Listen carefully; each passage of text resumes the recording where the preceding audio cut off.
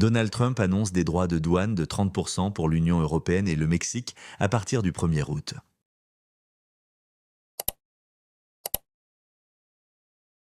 Le président républicain a justifié sa décision en pointant respectivement un déséquilibre commercial avec l'UE et le rôle du Mexique dans l'acheminement de drogue vers les États-Unis. Le président américain Donald Trump a annoncé, samedi 12 juillet, l'imposition de droits de douane de 30% pour l'Union européenne, UE et le Mexique. Ces droits de douane entreront en vigueur le 1er août, a précisé le milliardaire républicain dans des lettres distinctes publiées sur sa plateforme Truth Social, pointant respectivement un déséquilibre commercial avec l'UE et le rôle du Mexique dans l'acheminement de drogue vers les États-Unis. S'exprimant dans la roseraie de la Maison-Blanche, Donald Trump avait annoncé le 2 avril des droits de douane contre tous les partenaires de commerciaux des États-Unis, notamment de 20% contre l'UE, en plus d'un taux plancher de 10% appliqué à tous. Pour expliquer sa démarche, le président américain avait présenté un grand tableau pour lequel ses services avaient estimé les droits de douane réellement pratiqués par ses partenaires et non pas les droits effectifs moyens, qui sont très bas depuis la fin du XXe siècle sous l'égide de l'Organisation mondiale du commerce.